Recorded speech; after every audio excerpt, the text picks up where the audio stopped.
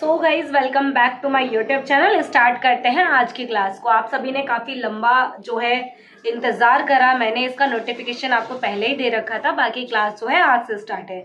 सबसे पहले मैं आपसे आज बात कर रही हूँ सिलेबस की। ठीक है, जो हमारा चैप्टर फर्स्ट है वो तो आपको पता ही है क्या है, chemical reaction and it's equation. बाकी जो सेकेंड चैप्टर है वो क्या है हमारा, वो है acid base and salt.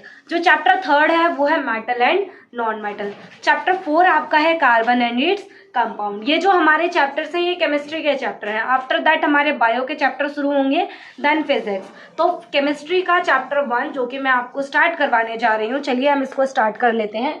Chapter name is chemical reaction and it's equation. तो देखिए इसका जो पीडीएफ है राइट, वो मेरा टेलीग्राम चैनल जिसका लिंक आपको इसी वीडियो के डिस्क्रिप्शन में मिल जाएगा, वहां पर आपको नोट्स अवेलेबल हो जाएंगे।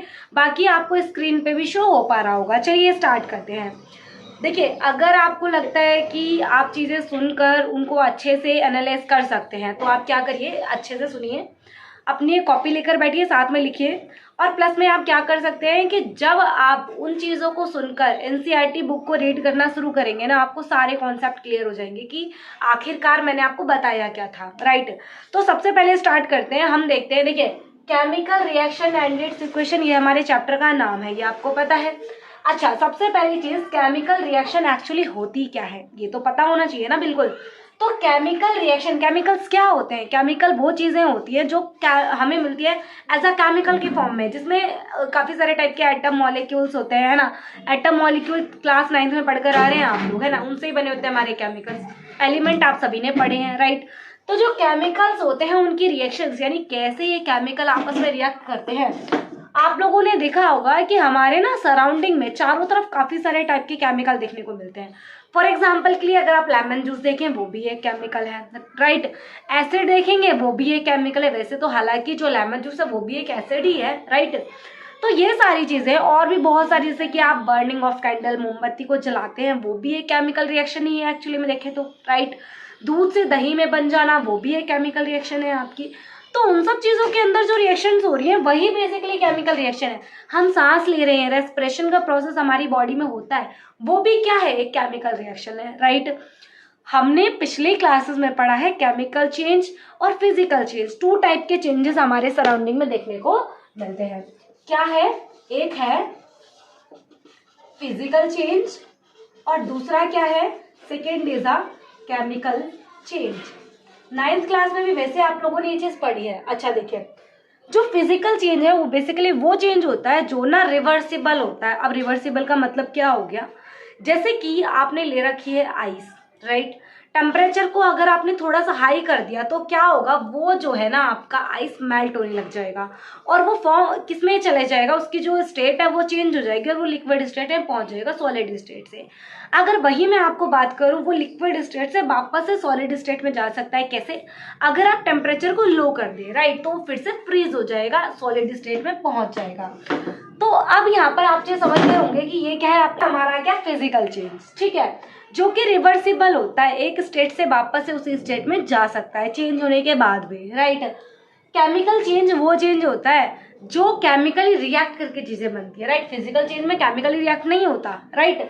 केमिकल चेंज वो चेंज होता है जिसके अंदर चीजें आपस में रिएक्ट हो जाती है और एक न्यू सब्सटेंस फॉर्म होता है। अब आपको लग रहा होगा मैम क्या ये रिवर्सिबल होगा? बिल्कुल नहीं, ये रिवर्सिबल बिल्कुल नहीं होगा, क्योंकि यहाँ पर न्यू चीजें फॉर्म हो जाती हैं। फॉर एग्जांपल के लिए अगर मैं आपसे बोलूँ दूध से दही का फॉर्मेशन, यानी मिल्क टू कर्ड का जो फॉर्मेशन है, क्या आप कर्ड से वापस से मिल्क बना सकते हैं? आप कहेंगे नहीं मैम ये तो पॉसिबल नहीं है।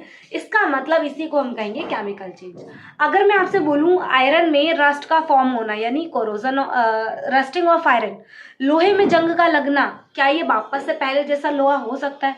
आप कहेंगे no ma'am, that means it is a chemical change. ये चीजें आप आपस में डिफरेंशिएट कर सकते हैं कि कौन सा केमिकल चेंज है, कौन सा फिजिकल चेंज है, राइट। अब ये चीजें हो गई आपकी। इसके बाद क्या आती है आपकी चीजें, वो मैं आपको बताती हूँ एक बार, राइट। तो हमारे सराउंडिंग में जो भी चेंजेस आपको देखने को मिलते हैं, जैसे ग्रेप्स का फर्मेंटेड होना, यानी आपने देखा होगा जो अल्कोहल है वो ग्रेप्स से बनाई जाती है ना। ग्रेप्स का जो फर्मेंटेशन होता है कुछ टाइम बाद वो चेंज हो जाती है, बहुत ज्यादा टेम्परेचर और प्रेशर की हेल्प से वो चेंज हो जाती है अल्कोहल में, राइट। तो और फूड, खाने का पकना, आप खाना बनाते हैं, है ना, तो खाने का पकना भी एक तरीके से केमिकल चेंज है, ठीक है। हमारी बॉडी में फूड का डाइजेस्ट होना, ये भी क्या है, एक तरीके का केमिकल चेंज है। हम सांस लेते हैं, we respire, this is a chemical change. ठीक है। इसके बाद हमने देखा है हमारे सराउंडिंग में कितने सारी सिचुएशंस में काफी सारी चीजें होती हैं और ये सभी क्या है, केमिकल चेंज है। ठीक है। और फिजिकल चेंज भी यहाँ पर हो सकते हैं। अब यहाँ पर चीजें देखिए, whenever a chemical change occur we can say that a chemical reaction takes place। जहां पर भी केमिकल चेंज आपको देखने को मिलते हैं वहां पर हम कह सकते हैं, क्या कह सकते हैं कि यहाँ पर केमिकल चेंज हो रहा है या फिर यहाँ पर केमिकल रिएक्शन टेक्स प्लेस हो रही है, जो कि हमारा चैप्टर का नेम है, जो कि आपको शुरू के फर्स्ट पैराग्राफ में ही देखने को मिल गया। आफ्टर दैट यहाँ पर आपको दे रखा है, जो डायग्राम आप देख पा रहे हैं, देखिए यहाँ पर ये जो डायग्राम आपको दिख रहे हैं, ये डायग्राम बेसिकली देखो आपको बुक में तो मिल ही जाएगा, राइट। ये जो डायग्राम है आपको ये दिखा रहा है कि कैसे आप मैग्नीशियम को बर्न करते हैं, right. Burning of magnesium, magnesium का जलना। तो मैग्नीशियम जलता है, कैसे जलता है, ये with the presence of air जलता है, यानी कि जो मैग्नीशियम है उसका सिंबल है Mg और हमारे एटमॉस्फेयर में प्रेजेंट है ऑक्सीजन, और जब ये रिएक्ट करता है तो क्या बनाता है, MgO बनाता है। अच्छा, अब यहाँ से ना एक क्वेश्चन आ जाता है, मैम क्या क्वेश्चन आता है, देखें यहाँ पर जब मैग्नीशियम बर्न होता है तो आप डायग्राम में देख पा रहे होंगे, कुछ कुछ नीचे व्हाइट कलर का दिख रहा होगा, व्हाइट ऐश, यानी ये ना व्हाइट कलर का एक पाउडर फॉर्म में जलने के बाद जो है नीचे गिरने लग जाता है। तो यहाँ पर देखो नीचे लाइन लिखी है, ये magnesium of ribbon most important question है, चाहे आप सीबीएसई बोर्ड के थ्रू देखें चाहे एचबीएसई बोर्ड के थ्रू देखें, दोनों में ही मोस्ट इंपॉर्टेंट क्वेश्चन है। क्यों? क्योंकि ये क्वेश्चन कई बार एग्जाम्स में दिख जाता है। तो क्वेश्चन पूछा जाता है कि मैग्नीशियम रिबन को बर्न होने से पहले सैंड पेपर से रफ क्यों करते हैं, यानी कि मैग्नीशियम रिबन को जलाने से पहले सैंड पेपर से रगड़कर साफ क्यों किया जाता है। इसका रीजन देखो क्या है, जैसे कि ये मैग्नीशियम रिबन है, ठीक है। ये जो मैग्नीशियम रिबन है, ये मैग्नीशियम बहुत ज्यादा रिएक्टिव होता है, रिएक्टिव मेटल है। जब ये एटमोस्फेयर से रिएक्ट करता है तो इसके ऊपर एक ऑक्सीजन की लेयर आ जाती है, और ये जो लेयर है ना, ये क्या है, मैग्नीशियम ऑक्साइड है, क्या है, MgO। दैट मीन्स जो MgO है, मैग्नीशियम ऑक्साइड है, ये क्या है, प्रोटेक्टिव लेयर है। क्या है, एक प्रोटेक्टिव लेयर है, प्रोटेक्टिव लेयर है, जो कि इसको जलने नहीं देता, इसको जलने नहीं देता, बर्न नहीं होने देता। इसी वजह से यही एक रीजन है जिस वजह से हमें इसको सैंड पेपर से रफ करना पड़ता है बर्न करने से पहले, राइट। यहाँ पर लिखा भी हुआ है, magnesium ribbon Burns with a dazzling white flame, यानी जब भी जलता है तो व्हाइट कलर का फ्लेम इसमें से निकलता है, आग निकलने लग जाती है इसमें से, है ना। चेंज इनटू व्हाइट पाउडर, और ये किस में बदल जाता है, व्हाइट कलर के पाउडर में चेंज हो जाता है। This powder is called magnesium oxide. जो मैग्नीशियम का पाउडर इसमें जल रहा है, निकल रहा है, वो पाउडर क्या है, वो मैग्नीशियम ऑक्साइड है actually. It is form due to reaction between magnesium and oxygen present in the air. ये किस वजह से हुआ, क्योंकि यहाँ पर मैग्नीशियम और ऑक्सीजन ने आपस में रिएक्ट करा और फॉर्म क्या हुआ, मैग्नीशियम ऑक्साइड जो यहाँ पर फॉर्म हो गया, राइट। देन इसके बाद हम देख पा रहे हैं क्या, कि जो ये एक्टिविटीज हैं जो हमने की, इन एक्टिविटीज के बेसिस पे हम ऑब्जर्व कर सकते हैं, डिटरमाइन कर सकते हैं, पता लगा सकते हैं। क्या पता लगा सकते हैं कि केमिकल रिएक्शन के अंदर कुछ कुछ चीजें हमें देखने को मिलती हैं, और वो क्या चीजें हैं जिससे हमें पता चलेगा ये केमिकल रिएक्शन है। रिएक्शन के अंदर हो सकता है उसके टेस्ट में चेंज आ जाए, राइट। जैसे मिल्क है, मिल्क तो खट्टा नहीं होता ना, श्योर टेस्ट नहीं होता, बट जैसे ही वो दही में चेंज हो जाता है, कर्ड में बदल देता है, उसका टेस्ट थोड़ा श्योर एंड टेस्ट हो जाता है, राइट। तो यहाँ पर हो सकता है कि केमिकल रिएक्शन के अंदर टेस्ट में चेंज आ जाए। सेकेंड ऑप्शन, हो सकता है रिएक्शन होने के बाद उसके कलर में चेंज आ जाए, है ना। जैसे कि आपने देखा होगा, जब टी लीफ, यानी जब आप चाय बनाते हैं टाइम पे जब इसमें टी लीव्स को डाला जाता है तो चाय का जो कलर है मिल्क डालने के बाद कुछ अलग कलर हो जाता है, और वैसे ही कुछ और केमिकल रिएक्शन। इसके बाद क्या है, हो सकता है वहां पर गैस का एवोल्यूशन हो, गैस अपने आप से उत्पन्न होने लग जाए, और हो सकता है वहां पर उस रिएक्शन का टेम्परेचर चेंज हो जाए। जैसे कि आप लोगों ने नॉर्मल डेली बेस का अगर मैं एग्जांपल दिखाऊं, तो जैसे ही आप क्या कहते हैं, वाटर के अंदर शुगर को डालते हैं तो उसका टेम्परेचर अपने आप से डाउन हो जाता है, वो ठंडा लगने लगता है। चाहे तो आप इस रिएक्शन को घर पे ट्राई भी कर सकते हैं, ठीक है। आ जाओ, as we observe the change around us, we can see that there is a large variety of chemical reaction takes place around us। यहाँ पर इन सारे चेंजेस के बेसिस पे हम कह सकते हैं कि हमारे चारों तरफ काफी सारे varieties of change of chemical reaction देखने को मिलती हैं, जो हम इस चैप्टर के अंदर स्टडी करेंगे। तो सबसे पहली बात कर लेते हैं केमिकल इक्वेशन की। तो जो केमिकल रिएक्शन तो मैं आपको बता चुकी हूँ कि केमिकल रिएक्शन बेसिकली होता क्या है। अब हम बात कर रहे हैं इक्वेशन की, राइट। तो इक्वेशन बेसिकली क्या होता है, देखो ये as a word symbolic form में हो सकते हैं। सिंबॉलिक फॉर्म में जब हम किसी भी इक्वेशन का रिप्रेजेंटेशन करते हैं, यानी केमिकल रिएक्शन को हम जिस फॉर्म में रिप्रेजेंट करते हैं, एक सिंबॉलिक फॉर्म में या फिर वर्ड सिंबल फॉर्म में, उसी को ही कहते हैं हम क्या, इक्वेशन, केमिकल की इक्वेशन। इन इक्वेशंस को बैलेंस करना बहुत ज़्यादा ज़रूरी होता है। अब सबसे पहले मैं केमिकल इक्वेशन का आपको कुछ चीज़ें बता देती हूँ। क्या, फॉर एग्जाम्पल के लिए मैंने यहाँ पे लिखा था, क्या लिखा था, मैग्नीशियम प्लस ऑक्सीजन गिव्स, क्या लिखा है, मैग्नीशियम ऑक्साइड। ठीक है, तो ये मैं यहाँ पर आपको कुछ चीजें दिखा पा रही हूँ। क्या दिखा पा रही हूँ, देखो जरा, यहाँ पर जो ये मैग्नीशियम है, ये जो ऑक्सीजन है, इन दोनों ने आपस में रिएक्ट करा और रिएक्ट करके इन्होंने क्या बनाया, मैग्नीशियम ऑक्साइड को फॉर्म कर दिया। बिल्कुल ठीक है। अब यहाँ पर ये जो चीजें हैं जिन्होंने आपस में रिएक्ट करा, जिन्होंने आपस में रिएक्ट करा ना, उन्हें हम कहते हैं रिएक्टेंट। यानी ये जो चीजें हैं, यानी जो ये एरो है ना, एरो का हेड है, ये जो हेड है ये रिप्रेजेंट करता है कि इस साइड हमारा प्रोडक्ट है, यानी कि एरो के राइट साइड में आपका क्या होता है, प्रोडक्ट होता है। बिल्कुल ठीक है।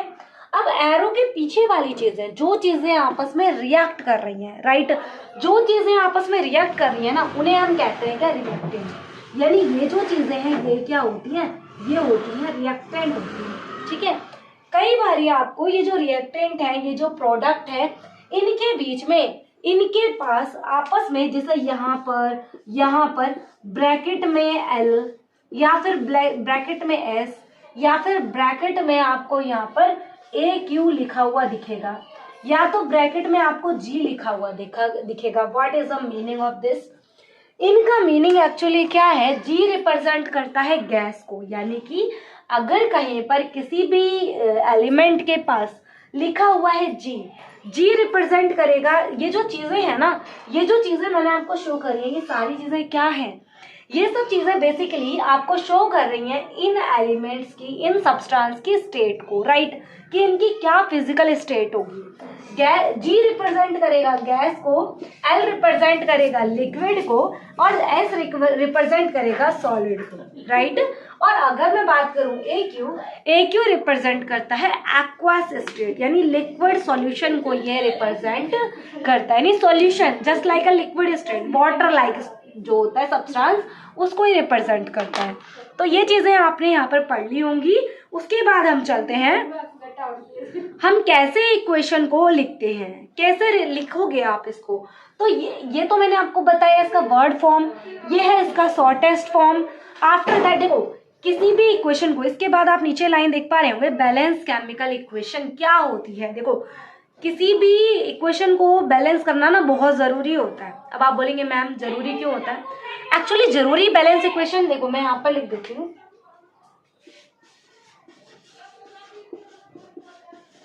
Balanced chemical equation. किसी भी इक्वेशन को बैलेंस करना ना बेटा क्यों जरूरी है, क्योंकि आप देख पा रहे हैं, आपने 9th क्लास में पढ़ा था law of conservation of mass. क्या होता है, law of conservation of mass कहता है मास कैन नॉट बी क्रिएट, ना तो आप मास को बना सकते हैं, and mass can not be destroy, ना तो आप मास को बना सकते हैं, ना तो आप मास को खत्म कर सकते हैं। मास यानी कि, और प्लस में जो ये एलिमेंट्स है ना, एटम मॉलिक्यूल का जो नंबर्स है, वो रिएक्शन होने से पहले, यानी टेक्स प्लेस होने के आफ्टर एंड टेक्स प्लेस होने के बिफोर, दोनों ही कंडीशन में जो रिएक्टेंट है और जो प्रोडक्ट है उनका नंबर बिल्कुल सेम रहता है, उनका जो मास है बिल्कुल सेम रहता है। और जिस कंडीशन में ये सेम नहीं होता तब हमें इन इक्वेशन को बैलेंस करने की जरूरत पड़ती है।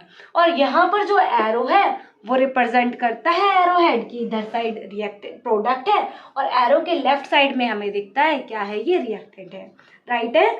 और इसके बाद हमें इस रिएक्शन को करना है बैलेंस। अब जो रिएक्शन बैलेंस होंगी, कैसे होंगी, किस बेसिस पे होंगी, मैं यहाँ पर ना आपको इसका थोड़ा सा इंट्रो दे देती हूँ। जैसे कि अगर मैं आपको बोलूँ ये क्या है, H है, ये है हाइड्रोजन, 9th क्लास में पढ़कर आए हुए हैं, ये क्या हाइड्रोजन है। बट जैसे ही मैं यहाँ पर लिख देती हूँ 2, आप कहेंगे मैम इस 2 का मतलब है यहाँ पर हाइड्रोजन जो है 2 नंबर के फॉर्म में है। बिल्कुल सही कहा।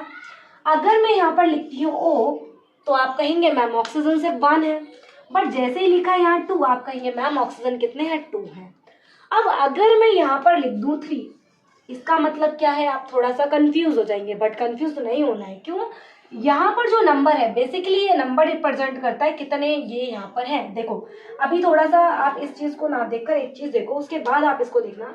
मान लो मैं यहाँ लिखूँ 3C, C मीन्स कार्बन है, 3 का मतलब है यहाँ पर 3 कार्बन है, ठीक है।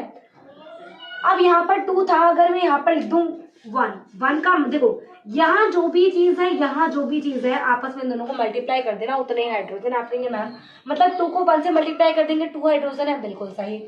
अब यहाँ पर जो चीज आगे लिखी होती है ना, वो जितने भी एलिमेंट यहाँ पर आगे तक होंगे उन सभी का मल्टीप्लिकेशन होता है। अब मान लो यहाँ पर ऑक्सीजन के नीचे यहाँ पे 3 लिखा था, आप बोलेंगे मैम आपने कहा था 2 को और 3 को मल्टीप्लाई कर देना, उतने ही ऑक्सीजन होंगे, बिल्कुल सही है। यानी 2 3 6, क्या ऑक्सीजन का नंबर 6 है? बिल्कुल सही है। वैसे ही अगर मैं आपको यहाँ पर एग्जाम्पल दिखाऊं, एक और देखो कंबाइंड फॉर्म में CO2, राइट। चलो मैं यहाँ पे लिखती हूँ CO2, तो आप बोलेंगे कार्बन, मैम कार्बन सिर्फ 1 है। ऑक्सीजन कितने? आप कहेंगे मैम ऑक्सीजन नीचे 2 लिखा हुआ है, इसलिए ऑक्सीजन कितने हैं, 2 है। बट वही अगर मैं यहाँ पर आगे लिख दूँ 3, अब आप कहेंगे मैम कैसे पता चलेगा? अब देखो ऑक्सीजन को भूल जाओ, ऑक्सीजन को भूल जाओ, सिर्फ कार्बन को देखो, क्या दिख रहा है यहाँ पर? तो 1 था, 1 को 3 से मल्टीप्लाई करो कितना आएगा, 3, यानी कार्बन का नंबर कितना है, सिर्फ 3। पर बात करें ऑक्सीजन, मैंने आपको बोला था ना जो आगे होता है वो सभी के लिए सेम होता है, यानी आप कार्बन को भूल जाओ, क्या लिखा है, ऑक्सीजन लिखा है, तो ये ऑक्सीजन के साथ 3 होगा ना, यानी इस 2 को इस 3 को मल्टीप्लाई कर दो, कितना आया, 6 आया, यानी ऑक्सीजन तो है यहाँ पर 6, कार्बन कितने हैं, 3। ये हुआ इसका बेसिक फॉर्म। ऐसे आप क्वेश्चंस को ट्राई कर लेना। कल की क्लास में हम क्या देखेंगे, कैसे हम इन क्वेश्चन को बैलेंस कर सकते हैं। प्लस में जो पेज नंबर 6 पे जो क्वेश्चन दे रखे ना 3, उनको भी मैं कल आपका सॉल्व आउट करवा दूंगी। वीडियो अच्छी लग रही है, आपके लिए हेल्पफुल लग रही है, वीडियो को लाइक कर लो, चैनल को सब्सक्राइब कर लो, ताकि जैसे ही कल वीडियो अपलोड हो ना आपको सबसे पहले नोटिफिकेशन मिल जाए। Thank you so much watching this video.